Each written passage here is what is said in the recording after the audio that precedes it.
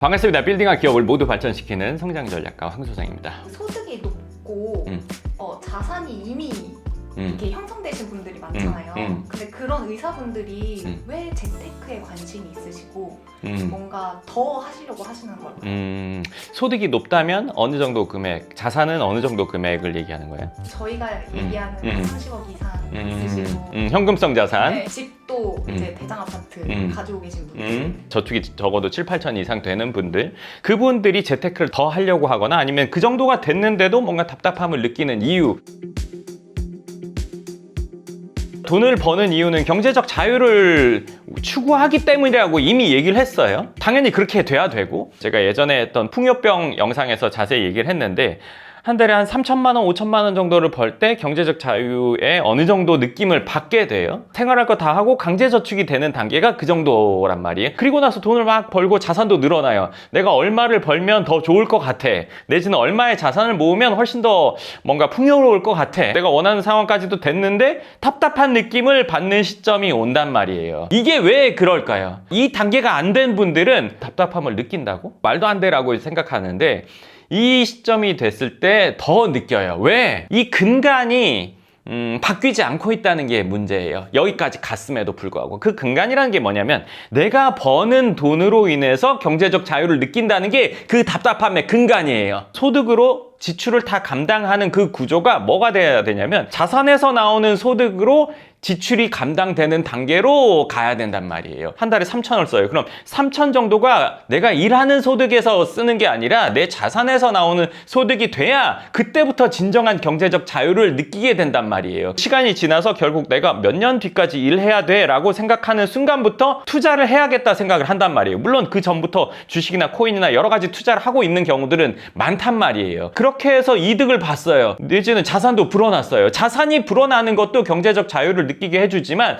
자산이 불어나서 거기서 소득이 나오지 않으면 경제적 자유를 느끼질 못한단 말이에요. 여기서 또 하나 중요한 건 뭐냐면 자산 소득에서 나오는 돈이라는 거는 두 가지잖아요. 첫 번째 주기적으로 나오는 거, 두 번째 불특정하게 나오는 거. 불특정하게 나오는 거는 시세 상승, 주기적으로 나오는 거는 주식으로 치면 뭐 배당이 될 수 있고 아니면 부동산으로 치면 월세가 된단 말이에요. 이걸로 내 지출이 다 커버되는 상황을 만들어줘야 되는 거예요. 자산이 불어나는 걸로 내가 돈을 벌고 있다. 이거는 사실은 경제적 자유를 느끼기에는 모자라요. 근데 여기서 또 한 번 벽을 느껴요. 내가 매달 1억을 버는데 자산에서 매달 1억씩 벌겠다. 이게 금액이 상당히 크단 말이에요. 강남으로 치면 4, 500억대 정도의 건물을 사야 그 정도 소득이 나온단 말이에요. 그럼 한 달에 1억을 벌어서 1년에 10억, 뭐 10년에서 120억을 벌어도 이 정도 건물을 대출 없이 사기는 어렵잖아요. 그러니까 대출 없이 갖고 있어야 그 정도 소득이 나오니까. 그리고 거기까지 가야 된다고 구체적으로 목표를 잡지 않았기 때문에 지금 일을 하고 있는 게 뭘 위해서 하는 거지? 이렇게 일을 해가지고 매달 얼마씩 모이기는 하고 자산도 늘어나고 있고 근데 왜 나는 왜 답답할까? 제가 말한 두 가지 이유 때문이에요. 지금 말한 것들로 인해서 답답함을 느끼는 거죠. 근데 그것도 경험해보지 않으면 모르는 부분 아닌가요? 근데 그게 경험해보지 않으면 모르는데 대부분은 투자를 했을 때 단기적인 수익을 원해. 매달 소득이 나오는 투자하는 경우도 있단 말이에요. 근데 여기서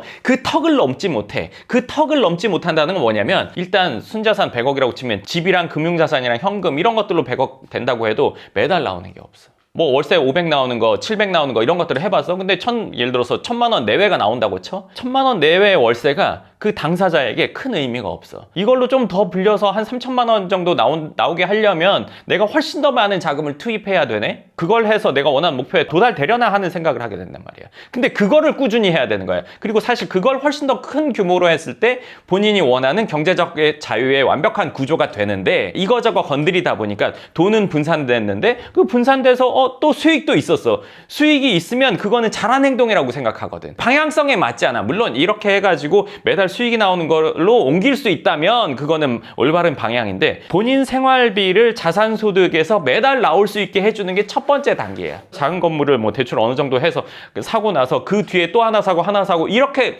그 단계를 밟아야 생활비가 커버되는 상황이 되거든. 거기까지 가려고 애초에 마음 먹고 시작하기가 어려워서 그래. 어쨌든 매달 달달 본인한테 쌓이는 현금이 있을 거 아니에요? 있지. 시간이 지남에 따라 본인이 진입할 수 있는 그런 단계에 도달했는데 왜 그 선을 못 넘을까요? 이 상황이 상당히 안정적이기 때문에 그래. 이 상황에서 문제가 없거든. 당장은 본인 소득을 커버해 줄 수 있는 자산 소득을 만들기 어렵다는 거를 어렴풋이 알게 되는 시점이란 말이야. 그 전에 해봤어야 되는데 이쯤 와서 느끼면 이거를 그때 전환하기가 어려워. 40대 초중반 정도에는 경험을 해봐야 그 뒤에 이게 점점 키워져서 지출을 커버하는 정도의 월 소득을 만들 수가 있거든. 근데 그 처음에 이 시점을 놓치고 시간이 지났고 답답함을 느낄 때쯤에는 내가 가지고 있는 소득으로 생활비를 커버할 수 있는 뭔가가 되지 않기 때문에. 이 구간에 있는 사람들이 완전한 경제적 자유를 못 누릴까요? 완전한 경제적 자유는 누린 사람이 없다고 봐.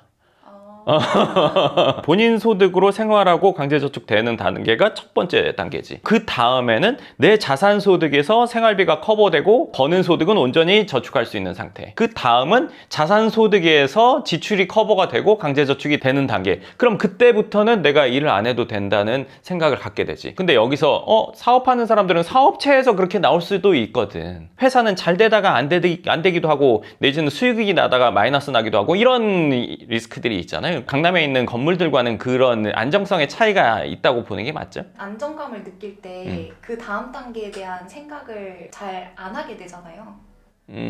그치. 이런 분들은 그냥 이대로 쭉 가도 상관은 없는 거예요? 그때부터는 선택이지. 그리고 돈을 많이 벌면, 예를 들면 한 달에 1억 이상을 벌면 생각하는 게 보통 사람 영역을 벗어나거든. 대부분 자녀들에게 물려주고 싶은 생각을 한단 말이야. 돈이 많으면. 돈이 없으면 나까지만 쓰고 너네들은 알아서 해도 많아. 돈이 많아도 그런 경우가 있긴 해. 애들에게 자립심을 키워주려고. 속으로는 얘들한테 얼마까지 해줘야겠다, 뭔가를 물려줘야겠다라고 생각을 한단 말이야. 첫 번째로 뭘 해주고 싶냐면 집을 해주고 싶어해. 두 번째, 그들의 경제활동을 커버해주고 싶어해. 증여세 생각하면은 그거에 곱하기 2 정도를 물려줘야 된다. 내지는 일찍 사줘야 된다. 이런 생각을 하게 되지. 그 단계로 자연스럽게 확장되게 돼 있어. 그래서 상담 오는 의사분들이 다 애들이 이제 뭐 2살, 3살밖에 안 됐는데도 증여 생각을 한단 말이야. 자녀들한테는 자립심이 없어지는 거 아니에요? 과정을 모르고 주면 그거는 자립심이 없어지는데 그 과정을 같이 다 공유해야 돼. 과정을 알고 결과물을 받았을 때는 그 자녀들도 그거에 대한 가치를 알고 그 과정에 있어서 이 친구들도 간접 경험하게 해줘야 이거의 진정한 가치를 어느 정도라도 알아. 생수를 우리가 시켜 먹는다고 봐. 좀 흘릴 수도 있는 문제잖아. 공장에서부터 받아와서 우리가 직접 옮겨온다고 생각해봐. 아니면 옮기는 차 옆에 타고 있다고 생각해봐. 문 앞까지 올려주는 것까지 봤다고 생각해봐. 그럼 그 물을 다르게 느낀단 말이야. 적어도 그건 해줘야 돼. 생수인데 조금 남았네, 그럼 화분해주고 뭐 이럴 수 있단 말이지. 고마움도 없어지고 가치를 모르지. 네. 대부분의 부모님이 우리 자녀는 고생시키지 않고 이런 거 모르게 하고 싶어. 근데 그걸 모르면 나중에 결국 알게 돼요. 역방향으로. 고통과 어려움이 수반되죠. 자녀들에게 얘기해 준다는 거는 그거는 당연히 해야 되는 거라고 생각해요. 일해서 돈 버는 과정을 하루라도 나와서 본 자녀들이 부모님에 대해서 생각하는 거가 다르거든요.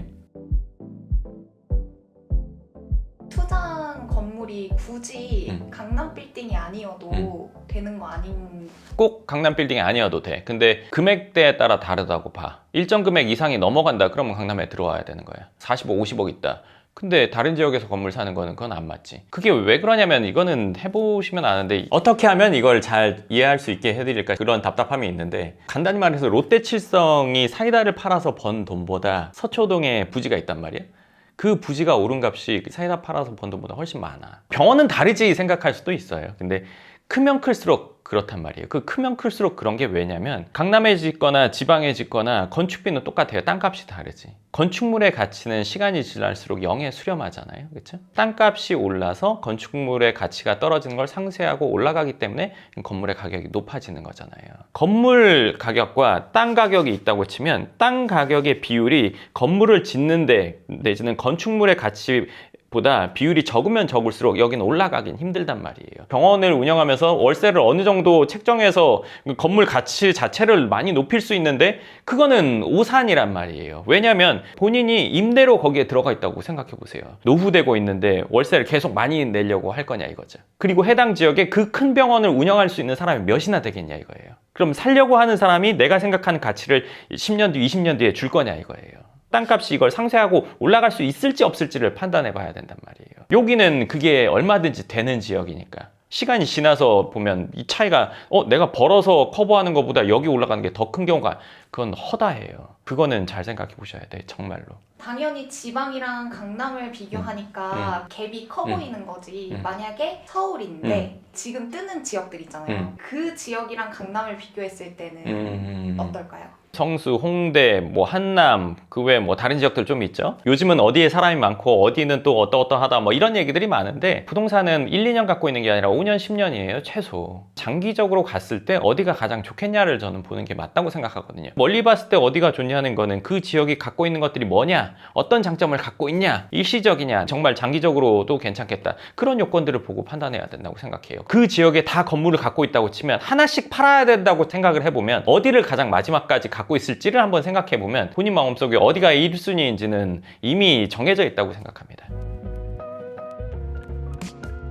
안목에 대한 이야기를 좀 해야 될 것 같은데 그 안목이 없는 사람들은 불안하잖아요. 그래서 그것 때문에 더 진입이 어려운 게 아닐까.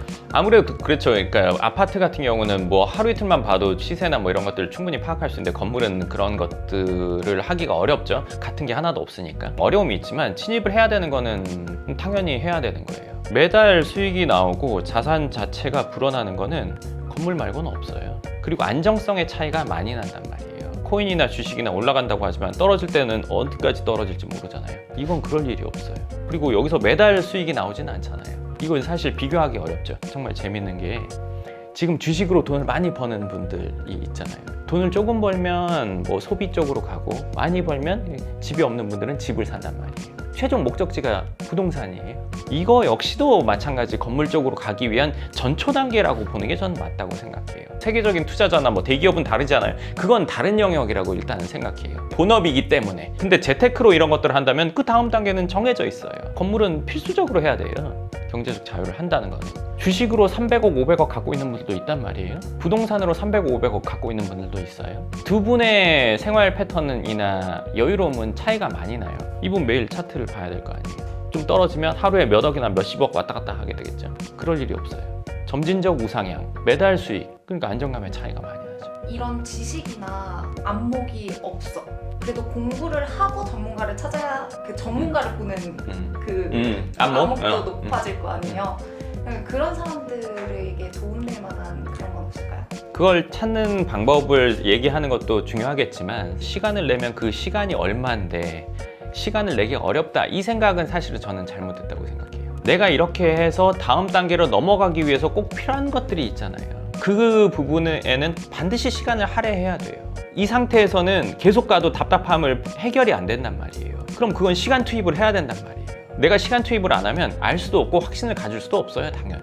그렇기 때문에 시간을 할애하겠다는 생각을 갖는 게 첫 번째라고 생각해요. 어느 정도의 큰 틀은 알고 그 다음 더 세세한 정보를 찾아보는 단계를 거쳐야 된다고 생각합니다. 그리고 본인이 직접 건물을 볼 수 있는 안목을 갖추는 게 전 첫 번째라고 생각해요. 부동산을 통해서 보든 뭐 어디를 통해서 보든 적어도 이건 아닌데? 라는 생각은 해야죠. 그 상황까지만 된다고 하더라도 완전히 엉뚱한 걸 사지는 않는단 말이에요. 그리고 그거에 대해서 좀 더 깊은 내용이 필요하다면 제가 쓴 입지 8법칙을 꼭 보세요. 내용이 길지는 않지만 정확한 내용을 담고 있단 말이에요. 객관적인 기준이 생기실 겁니다. 네, 좋습니다. 그래서 오늘 의사분들이 고소득이고 또 거기다 자산도 어느 정도 있는데도 답답함을 느끼거나 그 상황에 대한 이유와 이 상황에서 어떤 걸 목표로 해야 되는지에 대한 이야기를 했는데요. 본인의 목표를 다시 한번 생각해 보시고 수정이 필요하다면 수정하고 내가 갈 방향을 한번 잘 세워보시면 좋을 것 같고요. 내가 아직 200억이 안 됐다, 뭐 500억이 안 됐다 그러면 200억 강남빌딩 마스터 플랜 꼭 보시고 500억에 대한 내용은 카페에 지금은 글로 돼 있으니까 그 내용 꼭 한번 보시면 좋을 것 같아요. 그러면 내가 어떤 방향으로 가야 될지는 정확히 잡히실 겁니다. 네, 좋습니다. 오늘 영상 그럼 여기까지 하고 또 다음 영상에서 뵙겠습니다. 감사합니다.